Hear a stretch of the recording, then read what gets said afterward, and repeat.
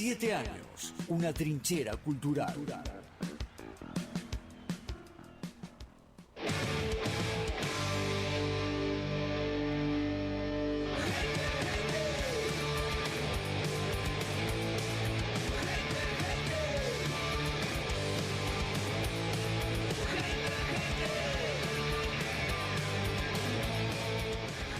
Continuamos en Toma la Ruta del Rock por la radio municipal de Florencio Varela. Vamos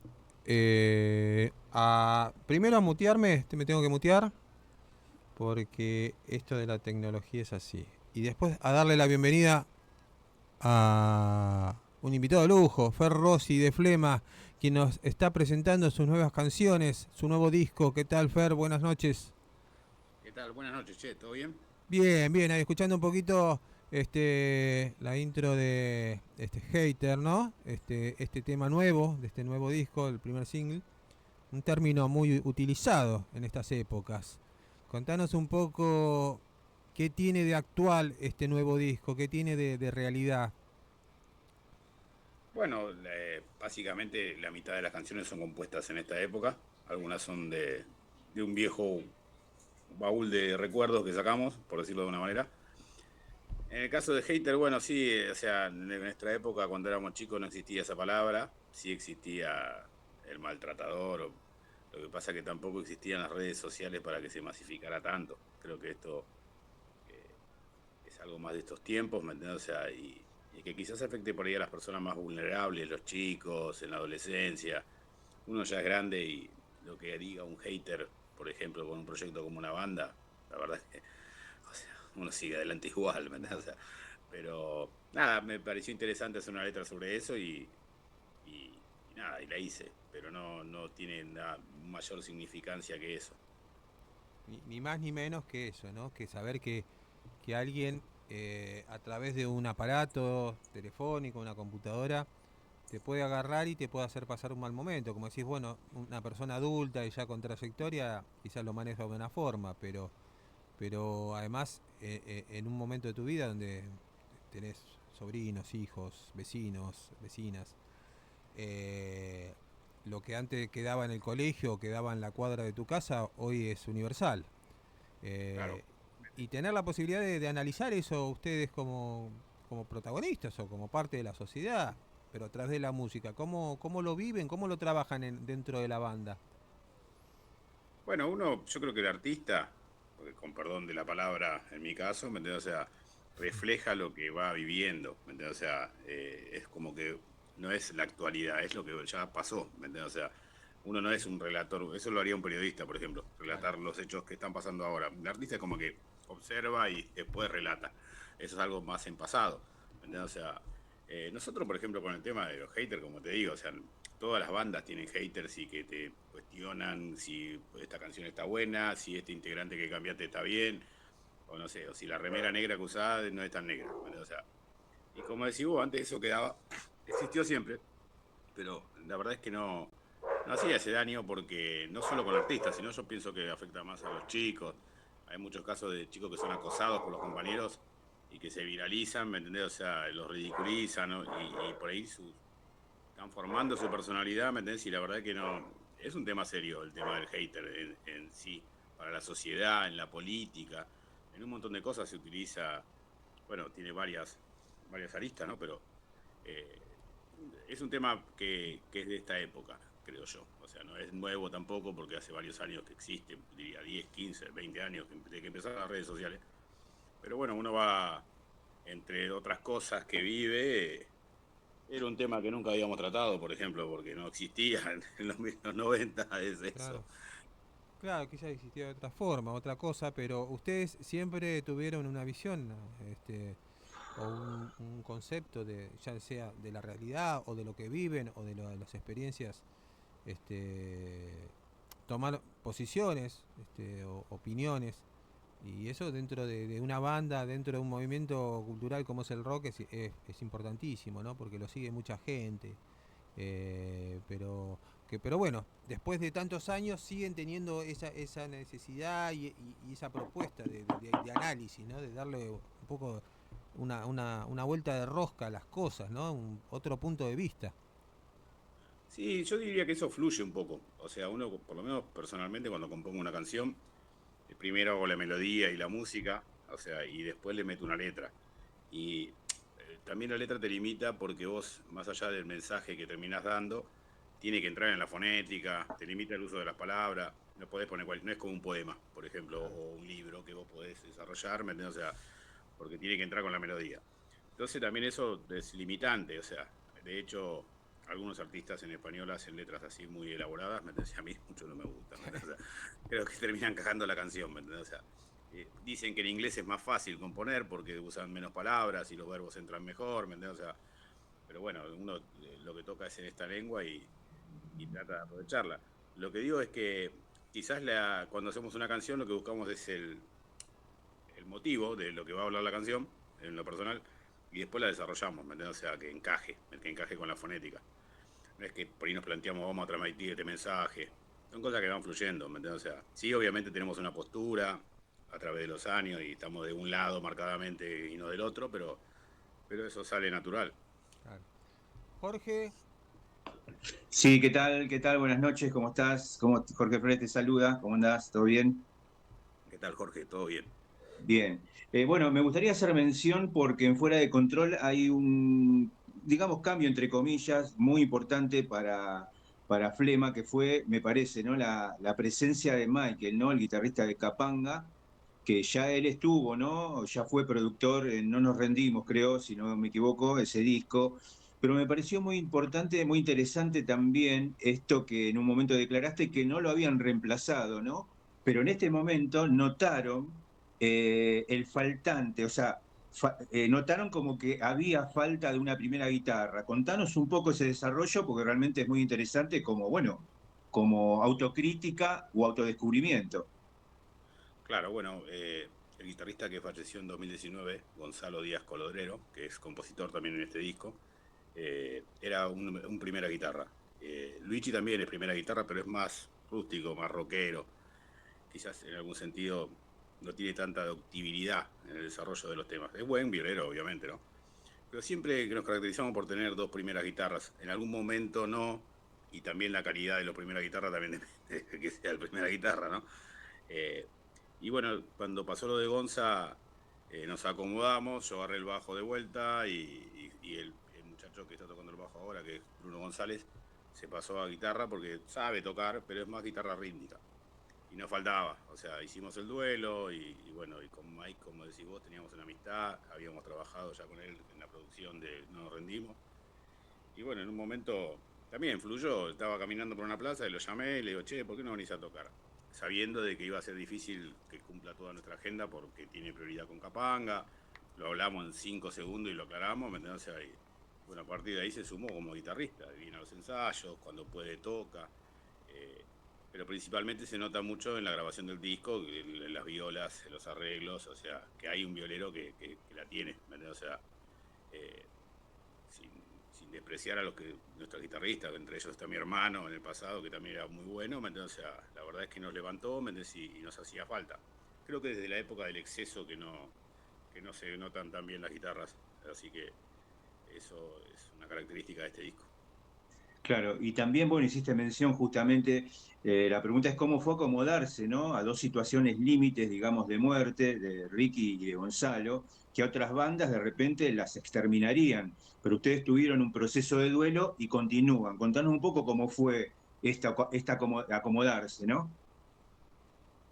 Es un proceso, o sea, vuelvo a repetirme, pero para nosotros tocar música es natural, o sea, y obviamente la persona en sí no la reemplazas nunca, ni la creatividad de esa persona, ni la impronta, en el caso de Ricky más que nada, y bueno, Gonzalo también, quizás los demás, o sea, Ricky ocupaba un papel protagónico, y los demás, incluyéndome, un papel más secundario, que si lo hubiera solamente estrictamente de abajo del escenario, somos más fáciles de reemplazar con otro músico. Lo de Ricky es más difícil, o sea, porque la gente siempre está comparando y por lo que significó él, ¿me entiendes? O sea, pero técnicamente no es tan difícil, ¿me entiendes? O sea, es más lo que influye la persona, ¿me entiendes? O sea, y lo que el significado que tiene esa persona que quizás el reemplazo técnico de cantar, ¿me entiendes? O sea, eso no es tan difícil, ¿me entiendes? Después, bueno, que la gente lo acepte, eso es lo difícil, digamos, ahí viene el problema. Pero creo que lo estamos haciendo bien y la verdad es que no, la música, como dice Mike, sana y nosotros sanamos tocando, ¿me entiendes? O sea, nos mantuvimos en el proyecto el tiempo que pudimos, ¿me entiendes? O sea, en algún momento frenamos de tocar cuando pasó lo de Ricardo, por justamente todo ese protagonismo que él tiene y creíamos que no era el momento de continuar tocando. No abandonamos la música, en ese momento hicimos otra banda llamada Topos, que también iba por el mismo lado, con un poco más melódico. Sacamos 2 discos, giramos por todo el país también, fue una linda etapa. Pero en un momento el proyecto, el cantante que teníamos ahí, Lucio, había conseguido trabajo en Europa, se iba 6 meses a Europa y volvía 6 meses. Fueron 2 años que estábamos 6 meses parados y ahí medio que coincidiendo con los 20 años de Flema, que nos juntamos para hacer un show y bueno, ahí decidimos directamente volver con Flema y que dejamos el otro proyecto de lado, pero fue todo medio, yo lo cuento así rápido, los tiempos de la nota, ¿no? Claro. Fue así, tanto así, se decidió así, tiramos una moneda al aire, hubo reuniones y todo, ¿no? Pero fue así más o menos la historia y bueno, y estamos cómodos ahora como estamos, también a mí me encanta Topos, algún día capaz que podemos llegar a volver a tocar, pero bueno, ahora es lo que hay. Claro. Fer, ustedes, bueno, desde el año 86, 87, mediados de los 80, vienen subiéndose a un escenario en distintas épocas, primero en distintas épocas de ustedes, distintas épocas de la escena del rock y distintas épocas de la Argentina, ¿no? ¿Qué notás que en el transcurso de estos años, hablando musicalmente de ustedes como banda, siguen manteniendo firme y qué otra cosa notan que es nuevo para ustedes en el trabajo de la banda? Bueno, creo que estamos trabajando mejor, no más que antes. O sea, la experiencia te hace, eh, por ahí no dedicarle más tiempo, pero el tiempo que utilizás es mejor calidad de tiempo. Michael tuvo mucho que ver en eso ya desde el 2014, cuando produjo el disco, nos mostró un camino de cómo se producen las canciones, que no es solamente ensayar 50 veces sin parar un minuto y decir, che, para, esto no está sonando, ¿me entiendes? O sea, no es solamente saberse las vueltas y no pifiar, ¿me entiendes? O sea, sino trabajar la canción, por más que sea una canción vieja. Nosotros también hemos todos estos cambios de formaciones, no solo por pérdidas, sino también hubo cambios. Hace que, por ejemplo, el batero que está tocando ahora un tema de 1994 no lo grabó, ¿me entiendes? O sea, y que hubo 2 bateros antes que él, o sea, que tampoco lo habían grabado. Entonces, es la versión de la versión de la versión, y así va pasando, ¿me entiendes? O sea, llega un momento que las canciones se acomodan solas, pero por ahí no fue un trabajo con ciencia, se acomodó porque se acomodó así. Vino el guitarrista que entró y lo tocó a su manera. Entonces ahora estamos haciendo un trabajo hace un tiempo ya de recuperar un poco el sonido de los temas, ¿me entendés? Es algo también que le pasa a todas las bandas, o sea, vos, no sé, a mí me gustan mucho los Stones, siempre lo digo, si vos ves los temas de los 60 tocados ahora por ellos, pues está bien que tienen 80 años y no suenan igual que en 1960 por muchas cosas, o sea, lo adaptan a la actualidad, también la voz no es la misma, la forma de tocar, algún cambio de integrante también hay, ¿me entendés? O sea, eso se da en todos lados, ¿no? Pero a veces pasa que se deforman mucho las canciones y no es cuestión de matarte ensayando 50 veces, sino podés tener un diálogo entre la banda y poder arreglar esos problemas, ¿me entiendes? O sea, que es lo que creo que Michael nos ha enseñado ya hace un tiempo y lo estamos implementando. Entonces, bueno, mantenemos un poco lo que no ensayamos mucho, pero ahora lo aprovechamos mejor, ¿me entiendes? O sea, el tiempo que hacemos. Seguimos siendo una banda independiente, que eso tampoco es una virtud, o sea, Ricky mismo decía de que él no estaba en contra de una multinacional, o sea que en definitiva por ahí también te puede dar otros acceso a otra publicidad, a otro presupuesto. Pero bueno, a nosotros no nos tocó eso, o sea, tampoco lo buscamos ni era un objetivo.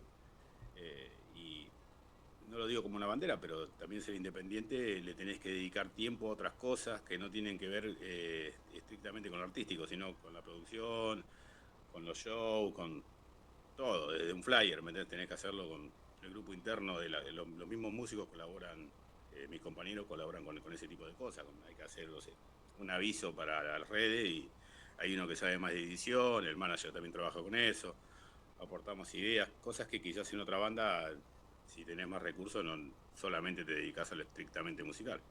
Pero bueno, eso lo mantenemos desde siempre, si bien han cambiado los tiempos.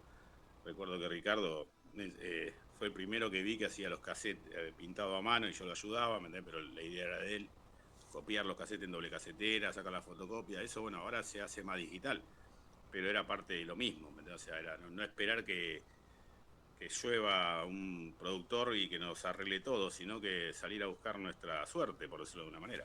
Claro. Sí, Jorge. Sí, sí. Bueno, Flema acaba de llegar, le contamos a la gente, acaba de llegar de gira, de Costa Rica, de El Salvador, de México, de F, ¿no es cierto? Contanos un poco cómo es un poco la escena, ¿no es cierto?, en estos países, pero específicamente me gustaría saber cómo vivieron el tema El Salvador, ¿no? Porque sabemos que, bueno, hay un tema, claro, candente en cuanto a quien está a cargo del gobierno y que tiene que ver con el de nosotros, ¿no? Contanos un poco cómo viste la escena en este caso. Voy a decir la verdad que cuando llegué, si bien no estuve muchas horas, iba con mucho prejuicio a la autoridad policial y a Bukele, se llama el presidente. Siempre me confundo el apellido. Bukele, sí, sí. Bukele, ¿no? Sinceramente, la verdad que nosotros no vimos nada raro en la calle, ni un estricto control autoritario. De hecho, cuando tocamos enfrente de una comisaría, lo cual me llamó mucho la atención. En un momento miro así, veo que salían patrulleros, pero enfrente, en una cuadra de barrio. Y le pregunté al productor, ¿todo bien acá? Le digo, mirá que yo no quiero terminar en una cárcel pelado con un calzón blanco, ¿viste? Ahí por cantar nunca seré policía, ¿viste? Soy rebelde, pero no pelotudo, ¿viste? Decime que, ¿viste? Dice, no, todo bien, ¿viste? Y después me explicó que eran de medio ambiente esos policías, porque iban con jaula, ¿viste? Unos pájaros, no sé qué. La verdad que los policías no molestaron para nada, lo mismo que acá en una provincia, miraban así medio raro, pero nada, yo la verdad que no noté algo, es más, tenía una imagen de El Salvador quizás muy, un estereotipo de la película El Salvador de James Wood, de Oliver Stone, ¿viste? O sea, y la verdad que, o sea, yo no creo que haya mejorado tanto El Salvador en 40 años, o sea, para mí que lo filmaron en un pueblito medio, no era así El Salvador, mismo la catedral donde muere el cardenal Romero, ese, el obispo, no sé qué era, no era tan pobre, ¿viste? O sea, está la catedral ahí en el centro y no era un barrio así. Vos lo ves en la película y era costa pobre El Salvador, ¿viste? O Claro. sea, que sacándome ese prejuicio, yo no sentí nada diferente a otro país de Sudamérica. Después también me gustaría agregar de que, no sé, una vez se escucha por ahí, no hay que repetir, ¿no? Pero cuando vi algunas cosas más que decía Bukele me empezó a caer un poco mejor. No me parece que sea tan parecido a Milei. O sea, es más de No, izquierda no. con algunas cosas. O sea, sí, uno se queda con la imagen de esa fuerte de los pelados ahí todo rapado que los tienen ahí. Pero también eso no son ninguno nene. O sea, debe Claro. haber algún inocente, ¿no? Pobre, ¿sí? Que está pagando ahí. Capaz que fue a cantar nunca seré policía a un lugar que no tenía que ir. Eso me parece que va por otro lado, ¿me entiendes? O sea, tampoco quiero ser definitivo porque no, te digo, estuve 20 horas en Salvador y hay que ser respetuoso, ¿no? Pero al principio yo también tenía una imagen más apegada con similitudes a nuestro señor presidente, ¿me entiendes? O sea, pero la verdad que me parece que es otra cosa. Claro. Bien, en Fuera de Control, digamos a la gente, no hay canciones nuevas que, bueno, al iniciar el disco se compusieron, pero también hay otras muy viejas, ¿no es cierto?, de los años 80, 90, una incluso de Ricky, ¿no? Sí, Creo que incluso hubo un rescate de la anterior banda, que era Flagelo, creo que así se llamaba. bien. Contanos un poco cómo fue un poco modernizar, digamos, ese sonido o esas canciones junto a Mike.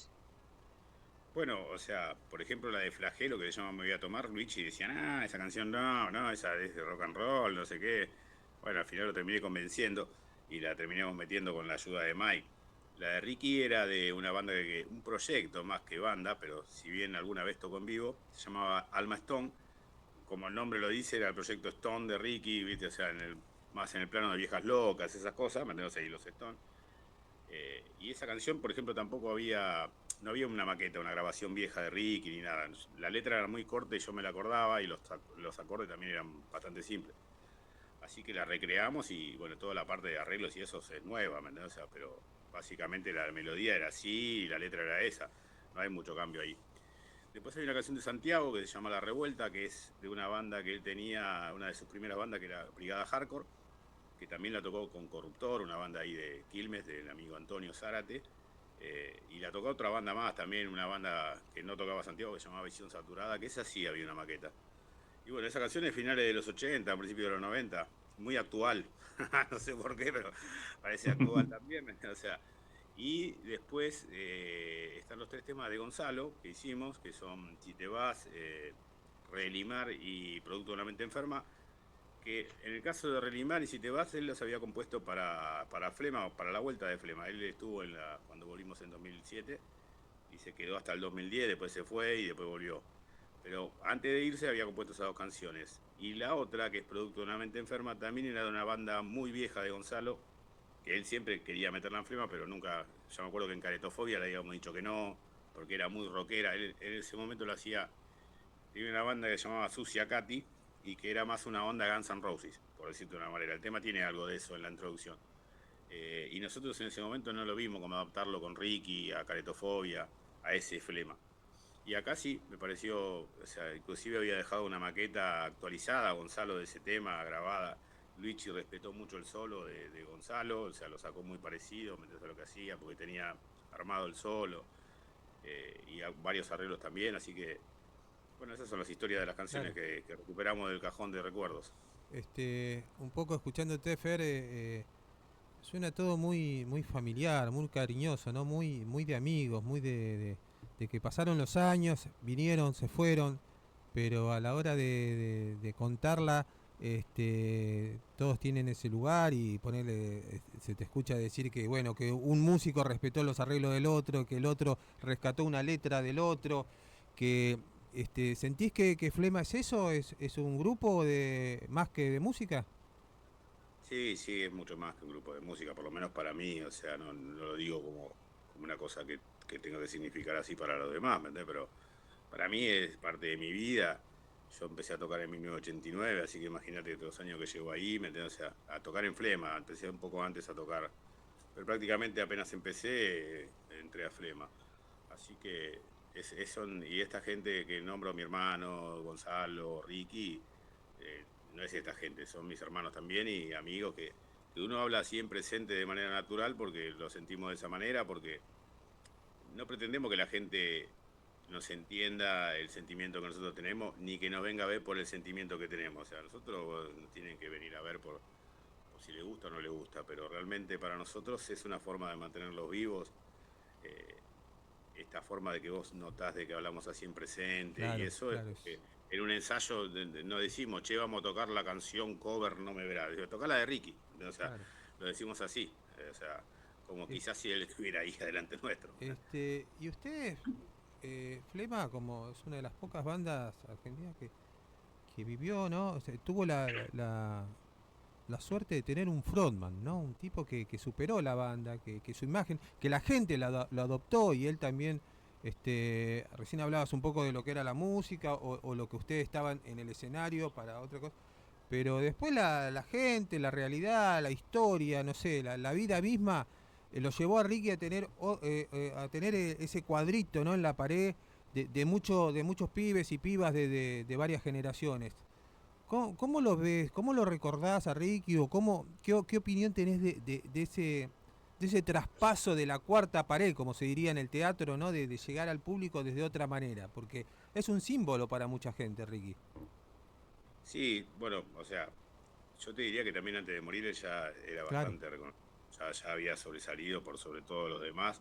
O sea, hay un momento en que una banda pasa a ser conocida con el nombre y después empieza a conocer los integrantes. Y siempre hay uno, ¿me entiendes? O sea, no es que conoces a los 5. De hecho, si nos empezamos a preguntar entre nosotros el nombre de 5 integrantes de toda la banda, creo que conocemos el cantante y el violero, ¿me entiendes? O sea, alguno que sea muy fanático conoce los nombres de todos, ¿me entiendes? O sea, y identificarlo por la imagen todavía cuesta mucho más, incluso, ¿me entiendes? O sea, que eso llegue como lo logró Ricky. Ricky ya había trascendido. Yo creo que influenció mucho también el tema de su fallecimiento, ¿me entiendes? O sea, la edad, el momento que él estaba, en que estaba en la escena, estaba súper vigente, o sea, no era un tipo que se le estaba terminando la carrera. eh, y bueno, eso, viste, también creo que era justo cuando empezaban a surgir un poco más el auge de internet, los ciber, eso también, como Flema era una banda under, no era una noticia de los medios nacionales, eso yo me acuerdo que a mí me hizo interesar en tener internet, porque me comentaban, en internet dicen esto, en internet dicen otro, y yo, ¿qué mierda es internet? ¿Viste? O sea, me compré Claro. una computadora y me puse a mirar qué decían. pero esa noticia circuló mucho en las redes, ¿no? En internet, en los chats, Sí, en los los... blogs, lo que se llamaban blog en esa Claro, época. lo que había en ese momento, ¿me entendés? Que no había, creo que después salió Fotolog, ponele, ¿me Claro. entendés? O sea, pero la verdad es que yo creo que fue un conjunto de cosas, coincido con vos, que se transformó en un cuadro, ¿me entendés? O sea, yo siempre digo que es una especie de Che Guevara del pan rock, que aparte queda inoxidable porque si bien, o sea, hoy por hoy se puede criticar, y siempre creo se puede criticar a todos, a la persona fallecida o no, por sus actos, pero Ricky, qué sé yo, queda con esa imagen de que nunca se vendió, que nunca transó, que nunca...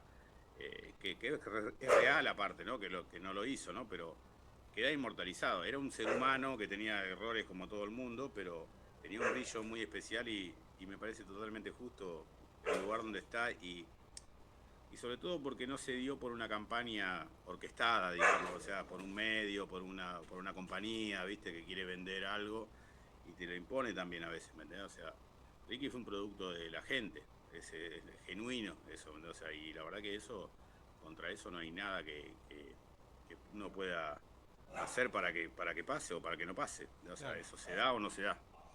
Claro. Jorge, Justamente, sí, sí, justamente, bueno, hablando de Ricky, esta pregunta, por supuesto, con sumo respeto. Bueno, sabemos que, bueno, la desaparición, le contamos a la gente, fue trágica, ¿no es cierto? La desaparición de Ricky Espinosa.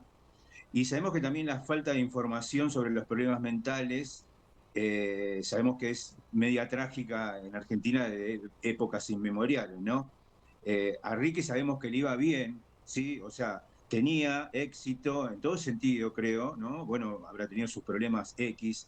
Ahora, sé que de repente vos, no, a ver, no comprendieron en realidad, ¿no es cierto? El momento, ¿no es cierto?, que él pasaba, pues daba señales, y a veces justamente se trata de eso, de no tener esa información como para poder ayudarlo. ¿En algún momento te sentiste, digamos, culpable de repente por no poder ayudarlo o estar a la altura? Justamente no por tu culpa, ¿no? Quiero aclarar, sino por la falta de información que había. ¿Te sucedió eso? No, no diría culpable, pero sí he reflexionado mucho sobre ese tema, porque la verdad es que hicimos todo lo contrario a lo que uno después, obteniendo información, te dicen que podrías haber hecho. Él dio señales. Por ejemplo, una vez me acuerdo que vino a casa y me contó que había tenido un intento de suicidio. Y yo me le reí, no le creía. Le digo, si te va bien, le digo, ¿viste? Estaba cantando. Aparte era en una situación de que no me lo contaba llorando, me lo contaba en una reunión social, con cerveza, ¿me entendés?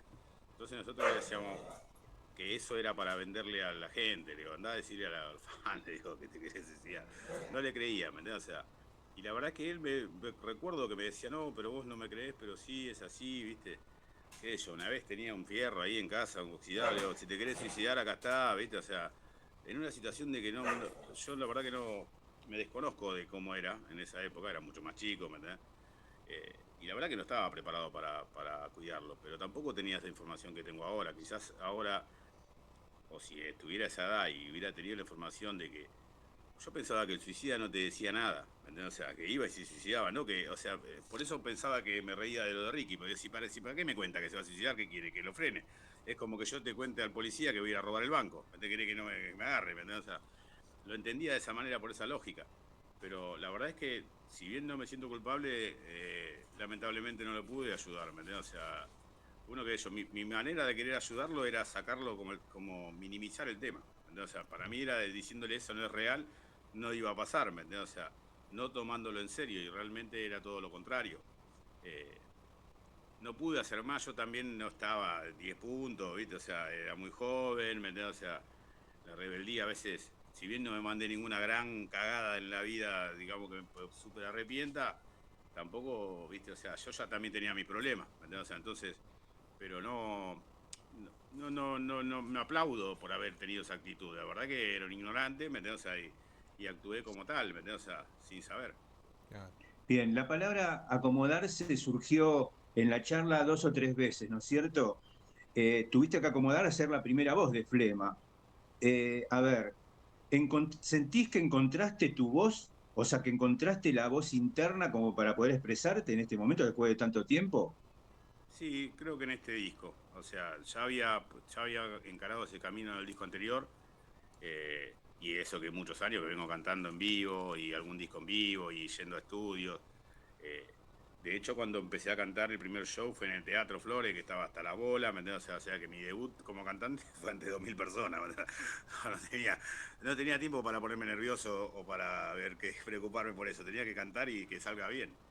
Eh, Ensayé mucho, antes de ese show ensayé 6 meses, o sea, y ensayaba bastante, 2 veces por semana. La verdad que las canciones las había tocado tanto tiempo y lo había escuchado tanto a Ricky que las melodías las tenía grabadas. Al principio te cuesta modular un poco la voz y te vas encontrando, como decís vos.